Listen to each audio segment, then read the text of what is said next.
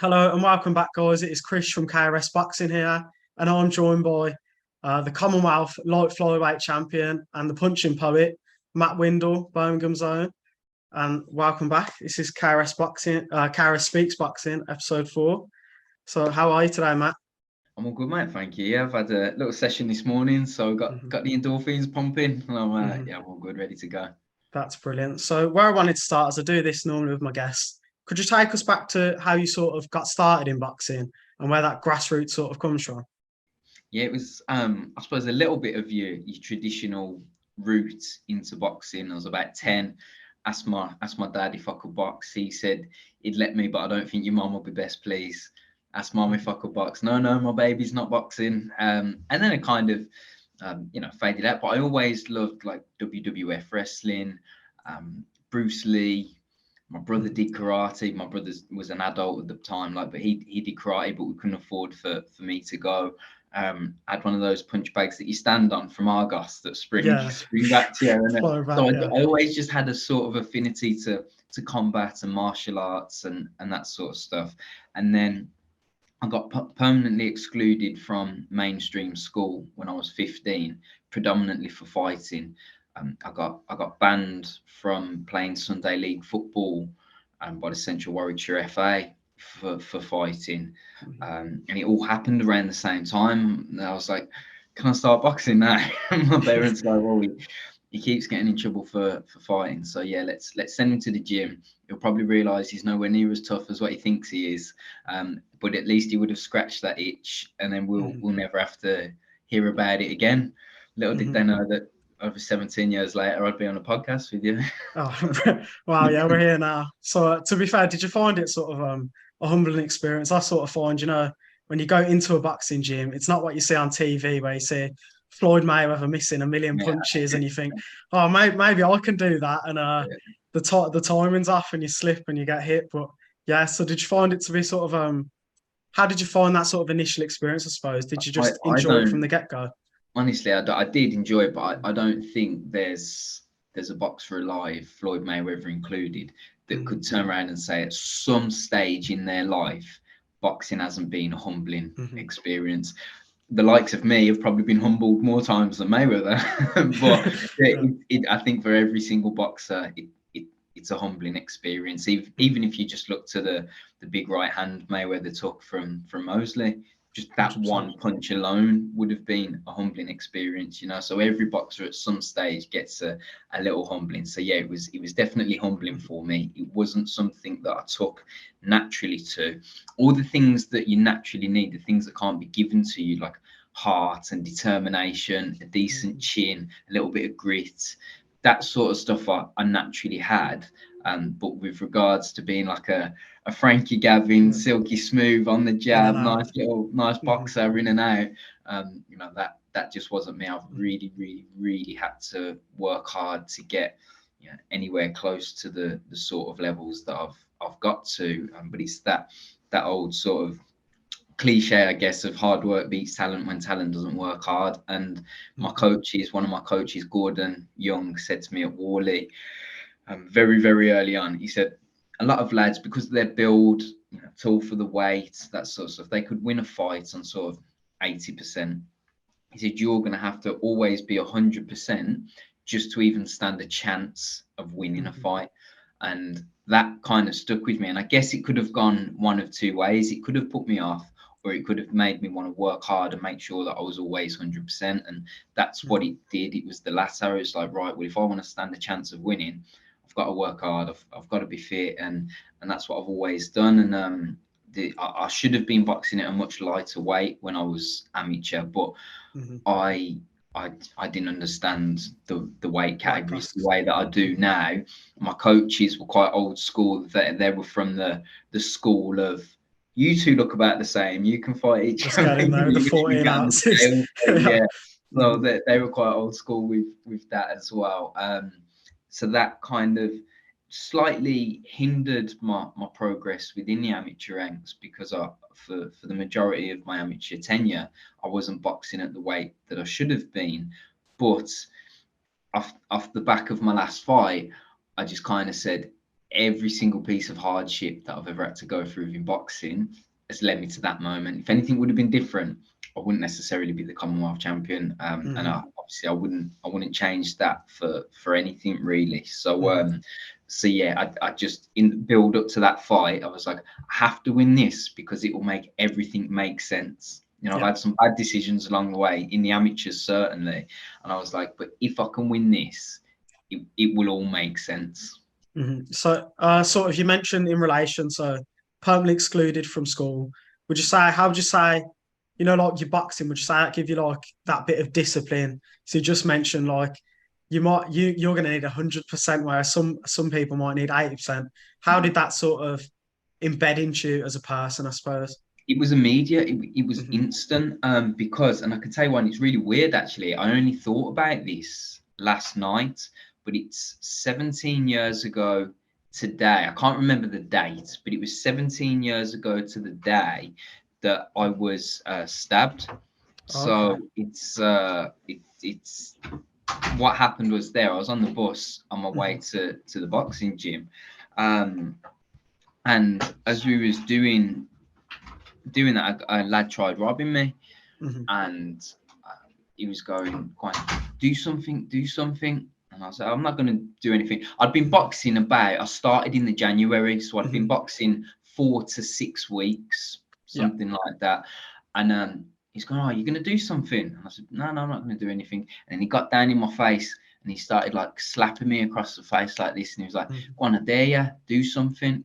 And I went, no, I'm not going to do anything, because you hear these rumors once you start boxing, if you get caught fighting on the street and stuff, you get thrown out of the gym. So I was like, that's the last thing that I want to happen. I was like, no, I don't, I'm not going to do anything. But when he started mouthing off, I slid my phone and everything I had like a JD bag, and I just slid my phone into that and put it next to me, and then I was sat with my legs in the aisle, and the bus was moving, and he said, what's in your bag?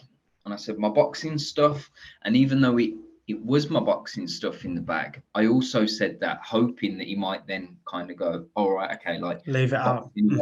I'll leave it, I'll move on. And he went, yeah, you're getting robbed. And he leant over me to get my bag, and then I forgot that I said this, but my mum asked me at the time, she reminded me years later, she said, why didn't you just let him have it? And I said, because I was only 15 at the time. And I said, you and Dad go to work, and you pay for my phone contract, and you work hard to buy my so phone. You can have nice things. That sort of stuff. I said, there's absolutely no way I was just going to let somebody take what's mine and what you pay for. Absolutely no way. And I'd forgot that I said that until my mum reminded me some years later. And so as he leant over me, I grabbed him, we got into an altercation. I ended up kind of getting the better of it, and he stabbed me in my leg, and I was fortunate that he kind of hit my shin, and rather than puncturing it, sliced up instead. And then he's come up, moved like an X shape, and I've jumped back, and he got me in my hand. But despite him doing all that, I was very lucky that he didn't really want to use it. It was more of an intimidation tool for him. Eventually got off the bus. I went back and went back upstairs, got my bag, sat downstairs, and then no word of a lie, stayed on the bus. I was on the way to the gym, so stayed on the bus, went and did my training session, and then went to the hospital after training and got my legs sorted.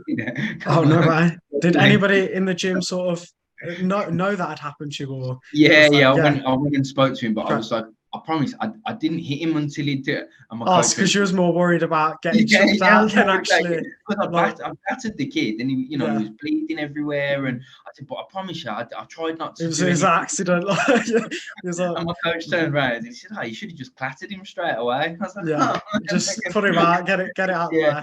So that the point of all that, despite it being a little bit serendipitous to the day, is that immediately I was, when I'm boxing, so I can't fight, I can't get into trouble, I can't X, Y, and Z.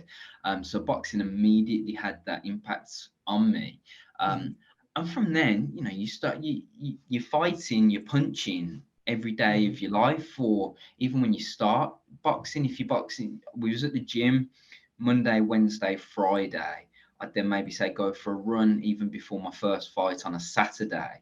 So it's already dictating 4 days of your life every single week before you've even had a fight, you know. So whereas if you think football, you might have training on a Thursday night and you play on a Sunday morning, and that's as much as it kind of dictates. So I realized that this is what I wanted to do, and the incident with it, even though it wasn't you know, serious, I wasn't like in hospital or anything like that, it was still a very scary ordeal to go through at the time. And as a lad, angry, stood there with a knife, you weren't expecting it, and so it was still a very sort of traumatic thing to experience. But the one thing that it did was it sort of reminded me that I'm human.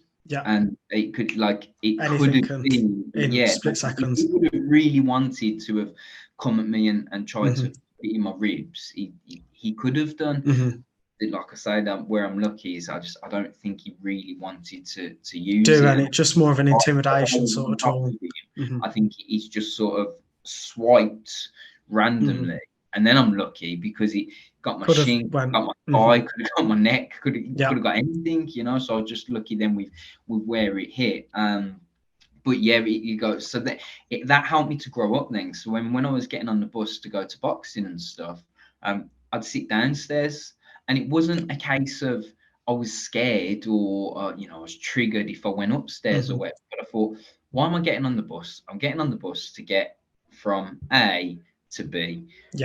More chance I will successfully get from A to B if I'm sat downstairs than the whole upstairs back of the bus music playing ordeal. And I'm not on the bus to try and look cool or be hard or whatever. Just essentially travel. I'm going to get punched in the face. So but it just gets to the gym. I need to prove that I'm hard. I'll get to the gym, and then I'll prove that I'm hard if that's what you want to say. So so yeah, boxing immediately had that kind of discipline on me, and you know, touch wood, it's something that I've sort of continued, and not really you've done well since. So in reflection, I suppose we touched off camera a little bit.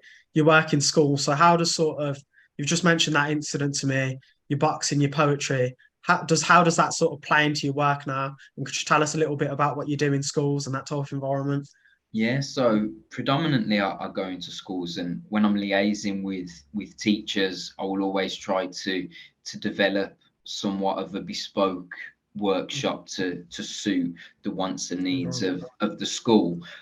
But kind of bread and butter format, again, I do primary schools, I do secondary schools, but bread and butter format, certainly with senior schools, I'll go in and I'll do a morning assembly during period 1 where there might be 150, 200, 250 teenagers in there, and I'll do a bit of an introduction, some poems. I do a little freestyle using the register where I tick off some of their names and I use their names in the poem. Just do a few rhyming activities and exercises with them, and just get them enjoying the day.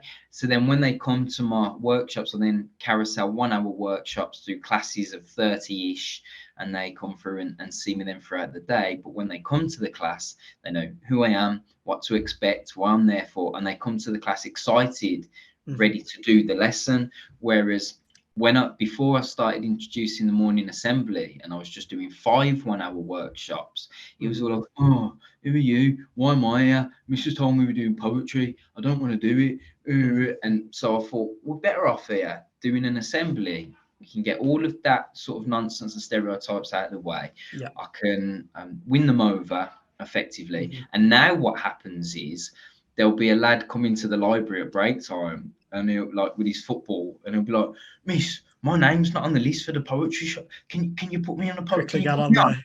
My name to the list. And you know, that's so they want to. There's sometimes they want to get engaged. And there are teachers be like ticking names off lists, and then they'll go, you know, Sam, your name's not on the list, and they'll be like, oh, miss, but I just wanted to come in. And sometimes they get sent back to lesson, and other times the teacher lets them stay. Yeah. Because we get to win them over in the Yeah. first hour with the assembly. There are kids then trying to sneak into the poetry workshop, and of course I talk about my experiences at school, and I want them to be able to learn from my mistakes, if that's what you want to call it, and tell them and really tell them the benefits of education and school and stuff. I mean, I've done a case study because I work also. I've got another job, which is where I am now. I work within the justice sector, and as part of my mentoring qualification for that, I did a case study, and it's like 80% of people in young offender institutes were excluded from school. Yeah. And there are 8,000 young people excluded from school roughly every year, which is far too high of a number. But when you think there are about 8 million young people in the education system every year, for 8,000 to then make up 80%, and then that 8 billion that are going in to become adults that make up that final 20%, shows you just how important school and the education system is, even if it's just a case of like gritting your teeth, putting your head Getting down, through it. just getting through Getting it, through it. And you gotta love it. Just get through it, and also appreciating where we are, because even parents and stuff, we can be the first to moan about a certain teacher or a certain school, but then there'll be another child somewhere else in the world walking miles and miles and miles. They don't have that opportunity, or aren't allowed to don't go get to school because they're female, or you know what I mean, and stuff like that. So it's just about trying to make the most of the opportunity that we're given, really. And just talk to them about that, and try and come at them on a level, be like, listen, I get it. Like, I hate school. Like, I got kicked out of school. It's not for everyone. I'm not trying to say that you've all got to excel. But often so many things that people get in trouble for are actually their talents. They're directing it the wrong way. I was getting in trouble for fighting, and I was getting in trouble for arguing and talking and that sort of stuff. Now people pay me to either fight or talk. It's worked out. It's worked out well. That's what got me thrown out of school. So I think it's about identifying, teachers being able to identify that what's getting young people in trouble is probably their skill set, and then trying to find a way, a positive, healthier way that they can direct that energy. Rather than just kicking them out of the class. But I also understand, if you're a teacher with mounting pressures and the pay is pretty naff, and you've got a class of over 30 now, and maybe the TA isn't there anymore because the funding's been cut for the teacher assistant, and you've got one or two lads messing about in the back of the class, then you can't just put your energy on the minority. It has to go to the majority of So I get it. I understand both sides of it. But if they can have a better understanding of one another, then I think it helps in the long run. So again, that's something that my workshops help to do, is give young people a different perception of teachers, as well as it does teachers to the young people, because some of the teachers really get involved and they'll write like a rappy kind of poem, and I bet that's engaging students. Like, yo, listen to me, I'm a teacher of math. Like pulls them in. It's good. It's a good creates a good environment, doesn't it, with the young people? But then the teacher also goes, oh, now look at Jonathan doing really well. I've never saw him write that much, or I've never saw him engage so well. And what it does is it shows the teachers they're not bad kids, they're not terrible people, they're not irredeemable. They're probably just bored. They just need to find a way of getting involved. 100%, definitely.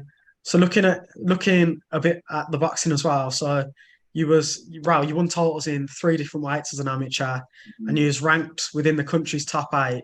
Could you tell us sort of about that experience, and maybe what was your proudest moment as well as an amateur? It was funny because I've just done everything the complete opposite way to almost every other boxer, which is kind of the story of my life. And I won like a Birmingham title at featherweight. Then I won the Midland title at Bantamweight.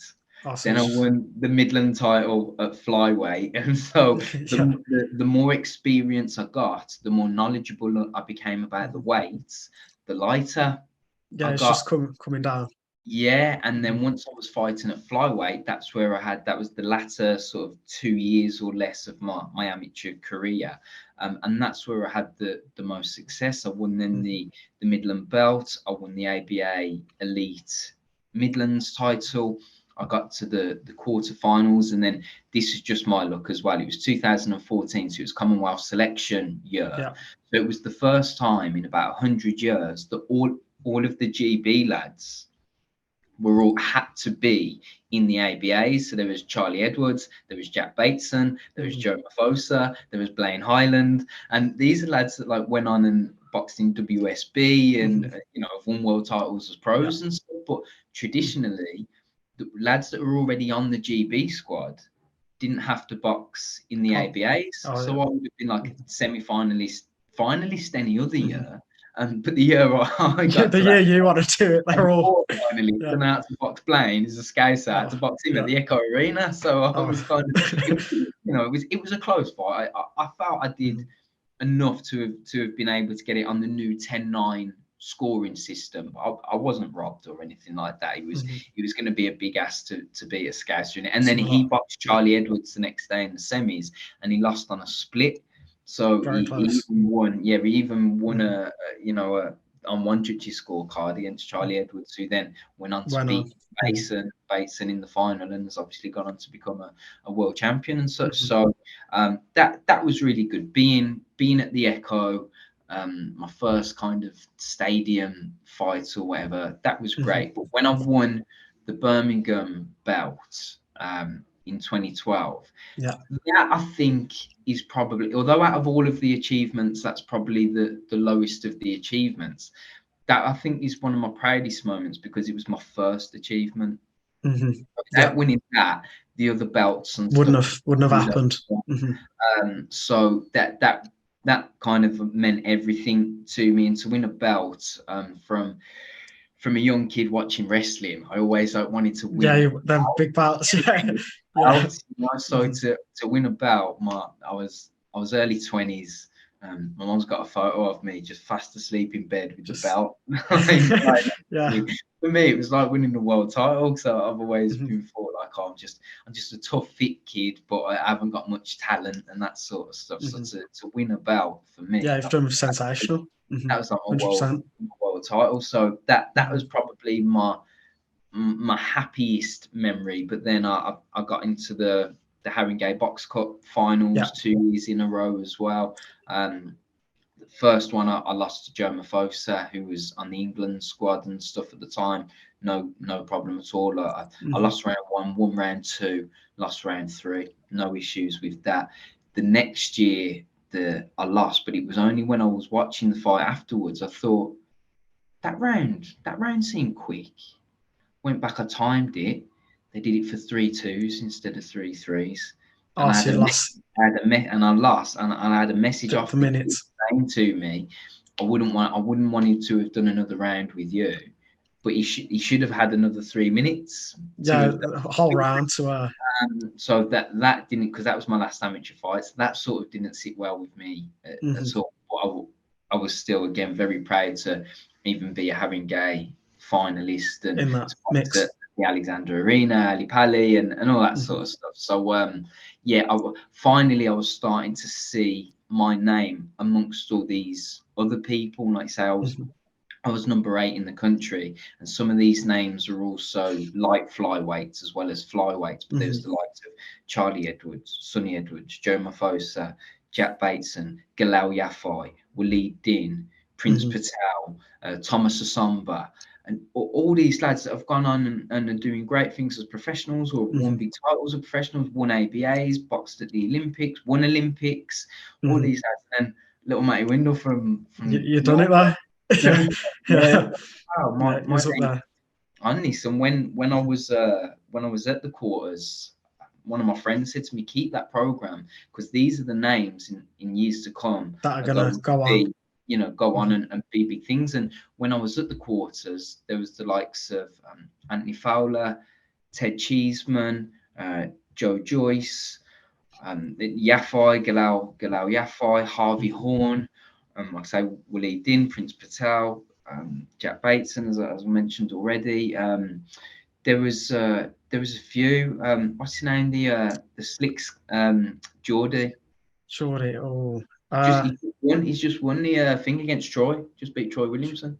Oh, I'm terrible with names sometimes. Adam Booth. Adam Booth. Oh, yeah. Isn't Adam Booth? Someone will be screaming at the screen. Yeah. Like, why don't they know? Josh, is it Josh? It will come to me. It will come to me.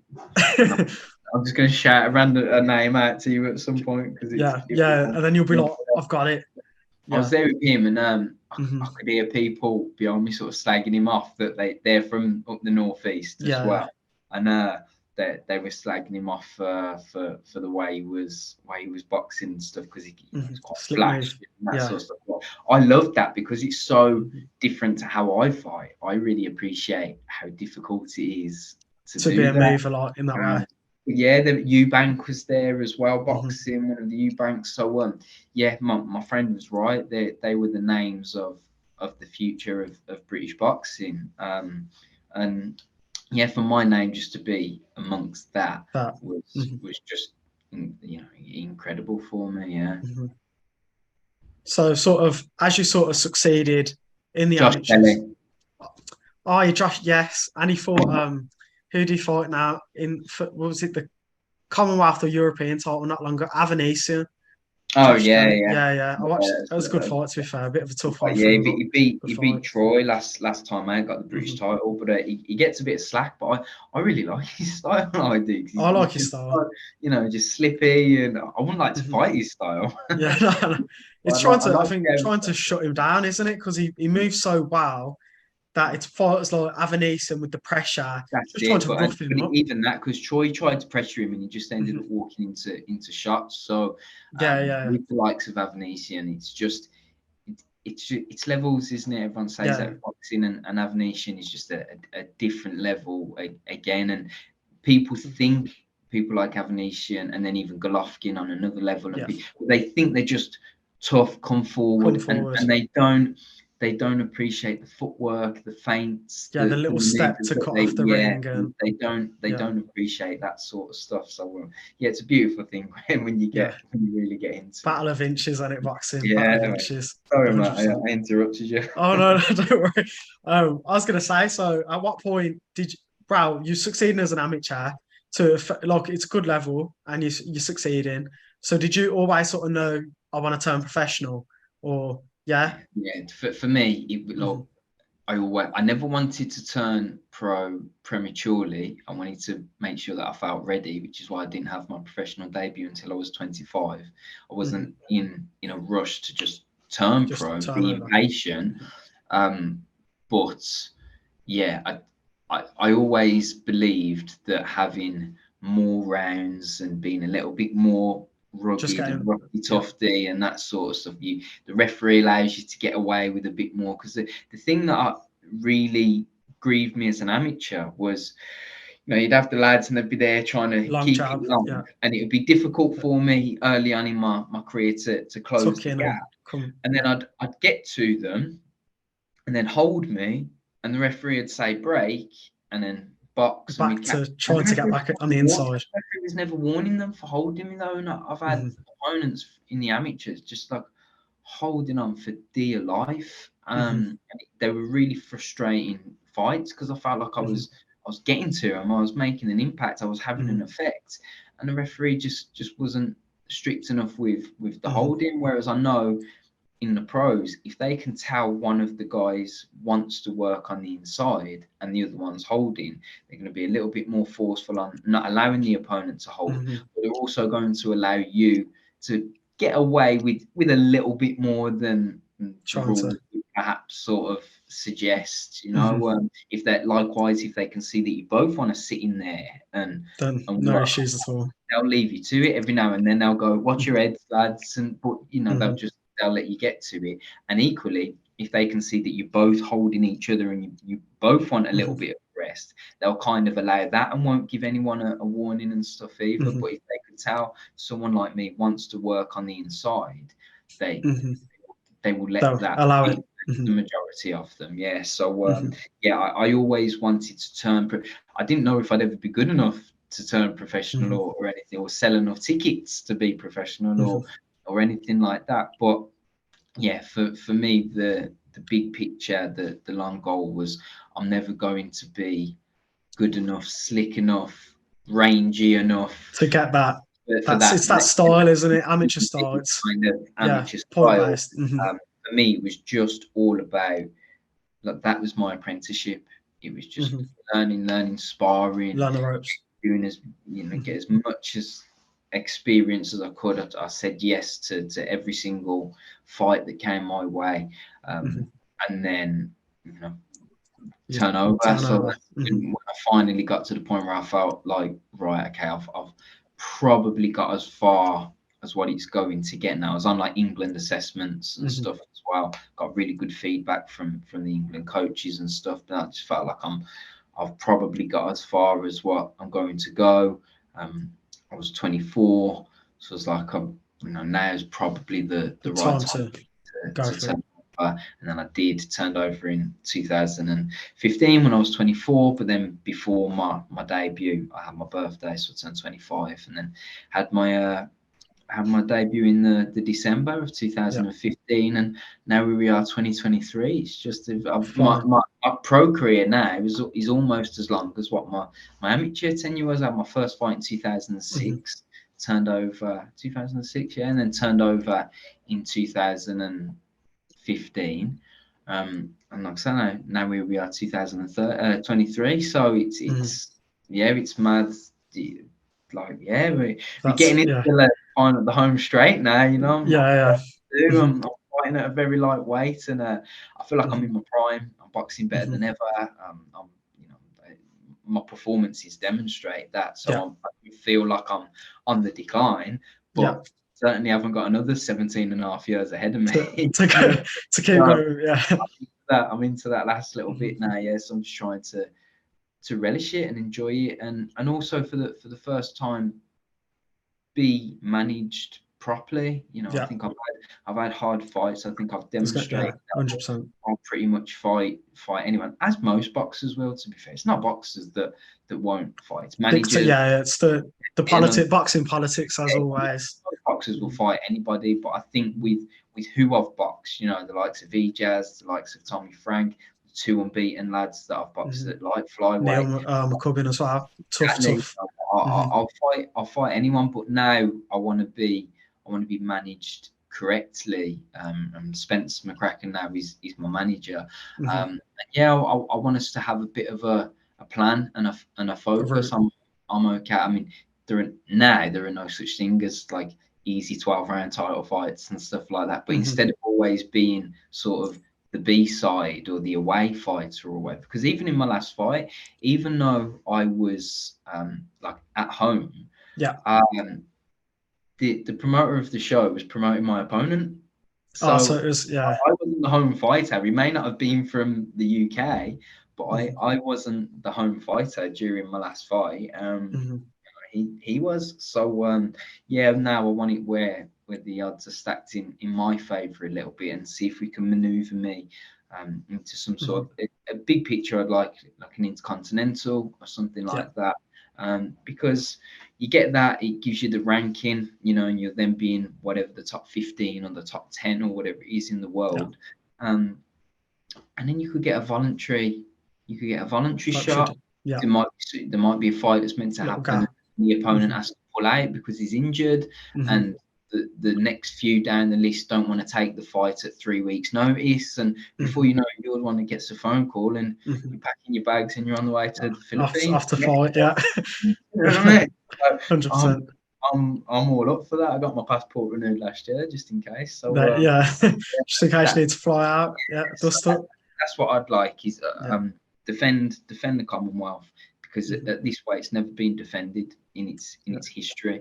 So made a bit of history with the last fight with regards to being the first British lad to win it, and so on and so forth. So a little bit of boxing history there. I'd love to add a bit more history and be the first person to ever defend the title, and then moving on from that, then try and get an intercontinental or something like that. The biggest difficulty with regards to future fights and defending the title are the lads that are above me are all world class. There's like an IBO world champion, an IBF world champion, an IBF intercontinental champion, a WBO global champion, former Ring Magazine undisputed world champion. These are all the lads that are above me. Yeah. And the lads that are below me are kind of 6-1, 5-1, but they've never been past 8 rounds or something like that. So I'm in that no man's land at the moment. There's not many other people like me that are kind of at the way European Commonwealth level. It's either sort of world level or they haven't proved themselves yet. So we just don't know how good they are. They could be absolutely exceptional, or they may not be good enough. But you know, I think we're gonna have to end up fighting. I think I'm 7 in the Commonwealth. You know, we'll end up fighting number 8 or number 9 or something like that.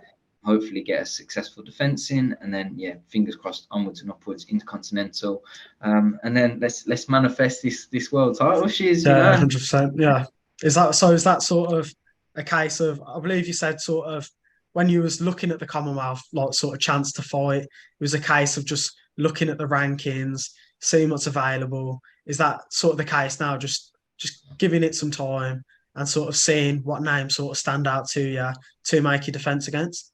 Yeah, that's it. I mean, we just want people kind of as close to me within the ranking system, really. And just kind of go from there. Some of the names that we've initially been looking at, this is how I know they're all like world level lads. Because there's one, he's got the WBO global title, slick southpaw shoulder roll, rigging our style. Awkward. So he's very awkward, but that's a fight that really kind of gets my juices going a little bit. But not for a first defense of my Commonwealth title. That when you something down the line, a WBO global, that's I know there are too many world titles in boxing, but that a WBO global is still on that list of world titles. So I'm not going to be fighting a world level fighter in a defense of a Commonwealth title for Commonwealth wages as well. It's going to have to go up with the scale. Lads, you want to be getting paid world level money for get a defense in the most. Again, like I say, at this level, it's everybody's opportunity, and without meaning to sound like derogatory or stereotypical or anything like that, but a lot of the lads from the types of countries that they come from, it's an even bigger opportunity for them, you know, financially and stuff as well than even what it is for me in that sense. So they're fighting for a lot, and they'll give it everything, but hopefully I'll have the skills and the strength and the power and stuff to come through that, as I have done my last couple at this weight. And then when you get onto the intercontinental scene, then you're looking all over the world at lads. So obviously it's a lot easier to find somebody to match you with them when you're looking across the whole globe, as opposed to 1/4 of the globe, so or 1/3 of the globe. So I mean, you know, it all stems from winning the next fight. That's the most important thing. If you don't win that, then any aspirations of intercontinental potential worlds and stuff just fly out the window. So the paramount importance is to win the next fight, but win that in, you know, ideally the most straightforward way possible. Of course, try to avoid getting any cuts or anything like that. And then once I'm on it and my weight's been down and all the rest of it, I can just stay on it. Then I'm taking a bit of a step back from work this year, just to focus more so on boxing, because last year I was getting up at 5:20 to do my morning run. I was working 9 till 5. I was getting to the gym at sort of 5, 6 o'clock, not getting home until gone 8 o'clock. Then you're cooking your food and drying your clothes then you're up at 20 past 5. And I felt too much last year, like an office worker that trying to box does a bit of boxing. Yeah. And I'm like Commonwealth champion now, so I do more than just a bit of boxing. I've had it's 3 12-round title fights, 2 10-round fights as well. I've only had 12 fights. Yeah. And yet I've had 3 12-rounders and 2 10s. So almost 50% of my fights have been at that higher level. Yeah. Yeah. And if you look, I think I'm on like 91 rounds boxed or something like that. So that's a lot of rounds to have amassed within those 12 fights. Yeah. So experience-wise, with regards to rounds, I'm more experienced than some that are like 18 and 0. Yeah, because they've just knocked someone out within they've never been past 4 rounds. Yeah, they do 6 rounds or something. Yeah. So yeah, I've taken 100%. A little bit of a step back from work, but there's a few kind of loose ends or whatever that we're just tying up for the first few months of the year. March, I'm rammed, as I was just saying to you, it's World Book Day in March. So the plenty of schools poetry. Like Matt. So I'm at schools from like South London, Midlands, Stoke, and so right top to bottom of the country. And then I'm still training and everything. Don't get me wrong, I'm training, but I like just being able to sort of tunnel vision, head down, train, rest, train, recover, and that sort of stuff. So yeah, from kind of the end of March, I can just fully focus then on training. And I was only speaking to Spence, my manager, last night, and he reckons kind of end of May. Around that time, maybe early June is when we'll be fighting. But the Commonwealth have ordered I've got to defend it before the end of June. So sometime like end of May, start of June, something like that would be good. But then I'd hope then that, like I say, win, come through without any injuries or the rest of it all being well. Then if I was to fight sort of May, fight again in sort of August, September, something like that, to get two in quite close. And then before you worry about the third fight, then let's get this first one out of the way. If we could be an intercontinental champion by September, October, that would be handy. So well, I'm not getting carried away, but it's important to have a plan and a vision to strive towards. Yeah, and I thought there were lots of people around me, lots of people that I'm in the ring with, and all the rest of it. Tommy Frankie, Jaz Ahmed, and these people are talking about world titles and what they want to do and aspirations and all that. So you're around that, and it's like and I've never even I turned pro going, if I could be a Midland champion, I'd be chuffed. I know you Commonwealth, yeah, that's it. And I think, well, you know what, I'm just going to try and manifest this. Let's. I'm not trying to say that I'm the best in the world or I can be a world champion or anything like that. But I think worse fighters than me have probably won world titles, and I know for a fact worse fighters than me have definitely fought for world titles. So let's put it out there. Let's have a rough plan and let's have a route to try and maneuver me through. And who knows? Stranger things have happened. Yeah, I've seen your so you got like the Cinderella man. I suppose you're familiar with like James J. Braddock and that type of story. So, I mean, what would it mean to you? Say you get your chance, it's there. Is it just that case of trying to who did he box now? I can't believe I can't think of his name. He fought he had the Star of St. David on his trunks, and he was Max Baer. He fought Max Baer. Yeah. So what would it mean to you to sort of do something like that? Because you've said what the Commonwealth means to you. So I mean, it is the Rocky story.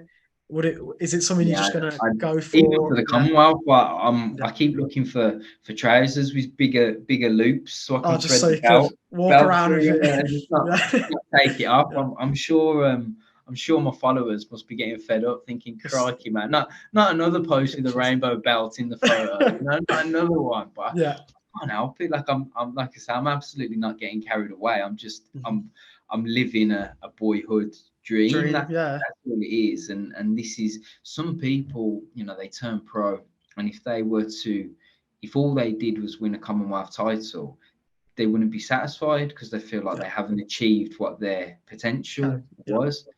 I already feel like I've overachieved now. So I grew up in the days of watching boxing, 2004, 5, 6, 7, where it was like Friday fight night.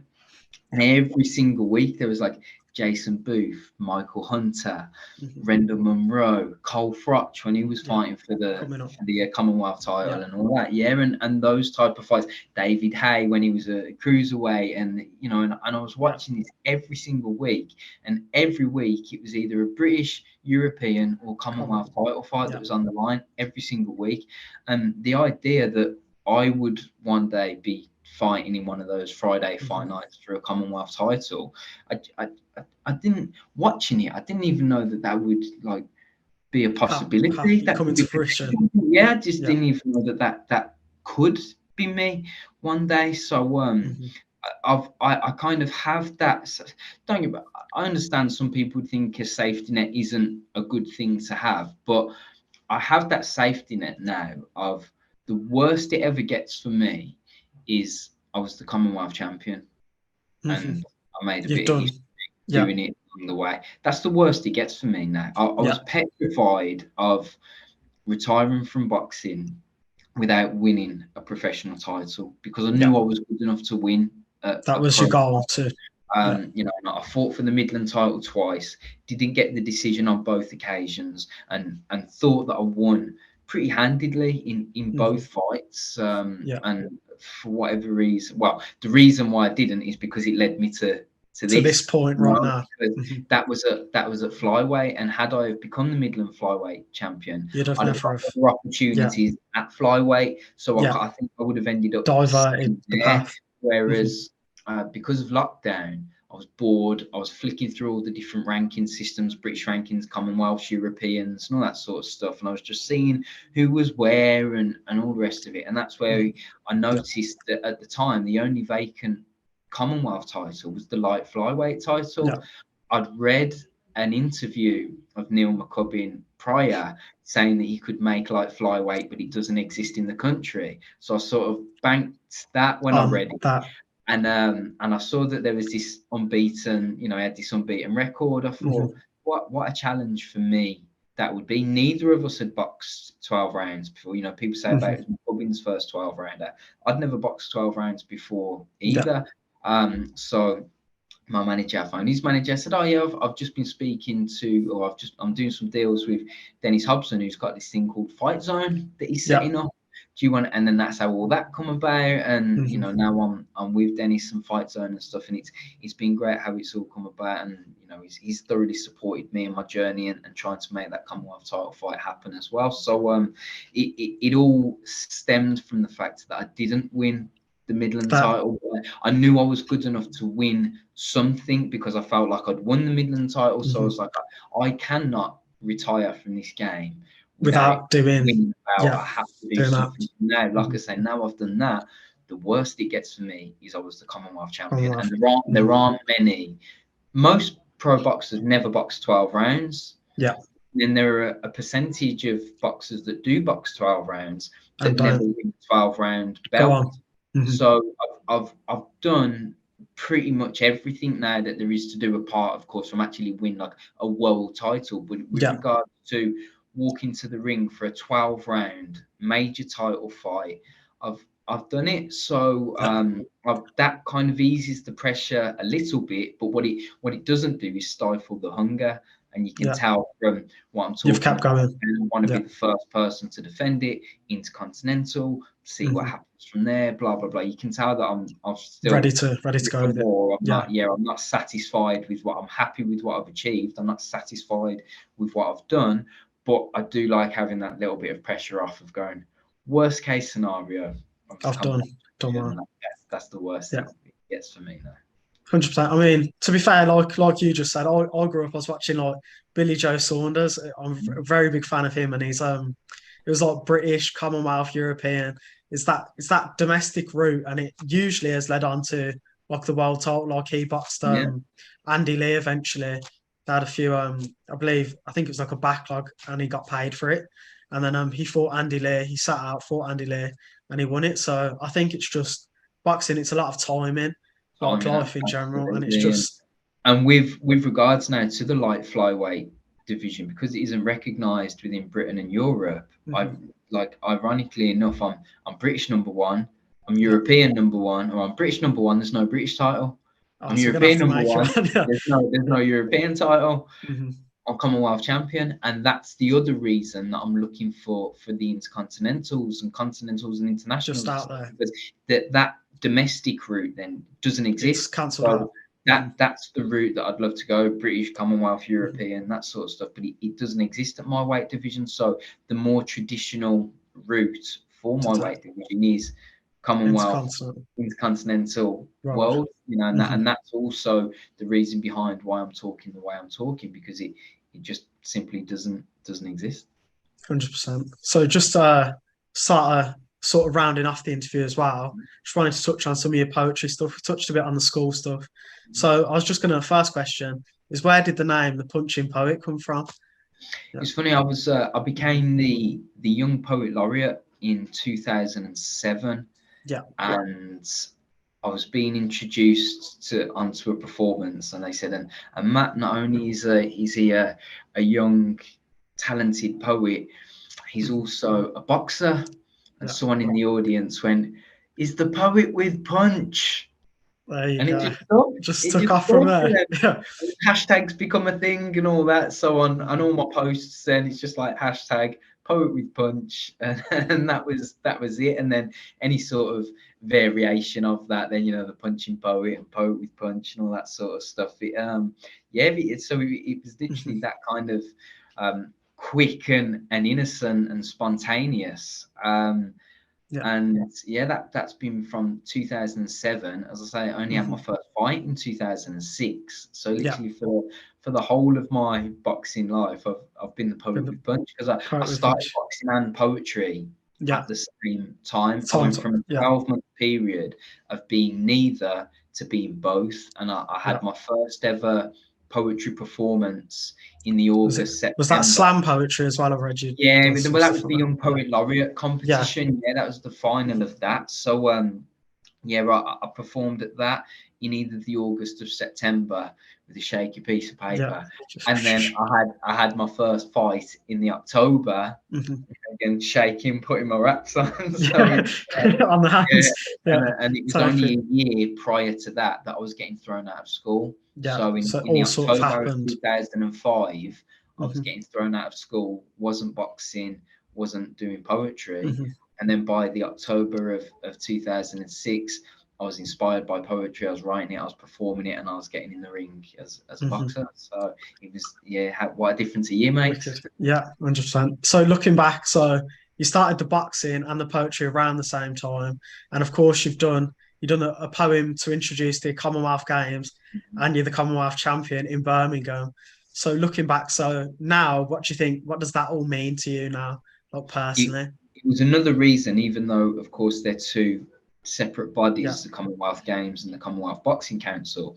It was another reason I so desperately wanted it, because when we was kind of plotting this route and on about me and my cubby and that sort of stuff, it was October 2020 when we got the ball rolling for this whole Commonwealth adventure that we've been on. And I was saying at the time, if I could win that belt before the Commonwealth Games, I'd try and get some like media work or something as a Commonwealth champion from Birmingham for the Birmingham Commonwealth Games. And it didn't quite work out to plan, but often you can have a plan and then bumps in the road, but you adapt, improvise, overcome. But I just stayed for it. And if anything, having the Commonwealth Games then inspired me even more to I was like, I want to be in some capacity a part of this.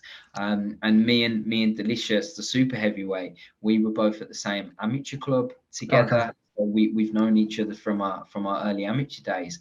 And I was with him at a boxing event that he was commentating and I was doing the MC. And we had a photo together, and he's mad that he's Britain's heaviest Commonwealth champion. I'm the lightest Commonwealth champion. Both from Birmingham, and we're both boxing for Jewelry Quarter Boxing Club. So it was a really strange kind of full circle moment as well. So to just kind of somewhat be on the coattails of that ride is something that was really special, because I'm a proud Brummie. Brummie, yeah. I was so delighted that we finally got the Something Commonwealth big. Games, something coming to the city, yeah. because I knew the city could deliver, and we absolutely did deliver. Smashed and it. People are talking now saying it's the best Commonwealth Games that there's ever been, and we actually had half the time that you normally have to plan for the Commonwealth Games, because the original city pulled out. Yeah. So then we had half the time. Then COVID hit. Yeah, so it was just another spanner in the works. So for us to deliver what we did during that was just incredible, and it shows what Birmingham is capable of. And I never doubted it for a second. And everyone was superb as well, from like the volunteers, the bus service back and forth. I can't fault a single thing. It was spot on. You know what it's like. People are quick to moan and leave negative reviews and that kind of stuff. But absolutely everything from it was just terrific. The weather was beautiful. The city seems to be alive, didn't it? To be fair, it's different. Insane. And for the mentoring work that I do, I work in the city centre, and there was just a whole buzz throughout the city centre, and it was just incredible. So like I say, the other thing that it did do as well is it reminded people just how big, not just in terms of land mass, but in terms of stature, it reminded people how big the Commonwealth is. So for me to then win a Commonwealth title, I feel all the countries. And the way that people receive me now, though, when I turn up to an event and I get introduced as like the Commonwealth champion, people, it seems to slightly elevate my status somewhat in people's eyes, and they kind of take you a bit more serious. You're not like, oh, well, when I was an amateur boxer, they'd say like, oh, are you pro? And I go, no, I'm amateur. Yeah, there's always something, but now it's like, and there was some people always have something to say, whereas now you're the Commonwealth champion, they're like, oh, blimey, no, you beat me up then. Step back. Oh, you beat me up. Brilliant. Matt, is there any chance, I'm sure you get this a lot, that you could sign us out with a poem at all? I've got Microsoft Word here, so appreciate it. Let me just quickly give me a couple of words. Tactical, okay, a couple of words. Okay, so we'll go Commonwealth. Yeah. We'll go boxing, and we'll go Frankie, like Frankie Gavin from Birmingham. Okay, boxing and Frankie Gavin. Cool. Okay, let's see if we can see if we max one up at Birmingham as well. Let's see if we can come up with some and right. Okay, let's see. Right, so I've just got Commonwealth, boxing, Frankie Gavin. Cool, and then we're all good. Okay, 2 seconds. Trying to one more thing. Okay, so I would say make up a poem just for a laugh, for a bit of fun. We've talked about everything that I do and how I come from Brum, and now I've won a title. I'm the king of the Commonwealth. I've got to say, I'm really happy. I'm very proud of myself because I love this sport that I'm in, this world of boxing. I was in a cage and I was feeling I was locked in, but I managed to break out, look at the world, say what you're having. I know I haven't quite got the same skills as Frankie Gavin, but I give it my best. I really do. I give it my best. And what can I say? That's for you, KRS. Oh no, that's brilliant, man. Oh, thank you for your time. I really appreciate it. That was wicked. That was wicked. Do you wanna plug us any of your social media? How can people follow you and find you? So I think Twitter, Instagram's the main one. Facebook, they're all just Matt Windle Poets. Windle spelled like swindle without the S. And also just to a couple of my sponsors as well. So McBargains have sponsored me, Cavani are sponsoring me, and Budbury, Birmingham have also sponsored me as well, which is the first time I've ever gone after any type of sponsorship. I've always been like too sort of embarrassed. I was like, I've grown up with my mom saying like, if we can't afford it, we can't have it. So like my medicals I've always paid for, my kits I've always paid for. But I feel bad asking for sponsorship. But again, now that I've won the Commonwealth title, but I'm also was looking at moving away from work.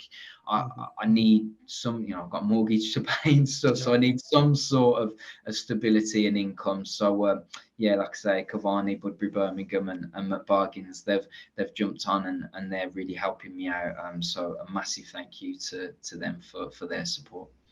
That is brilliant. And everyone watching, thank you from me. Make sure you check out Matt. He's a great guy, big things ahead. And yeah, thank you. Please leave a like, comment, and subscribe. Cheers.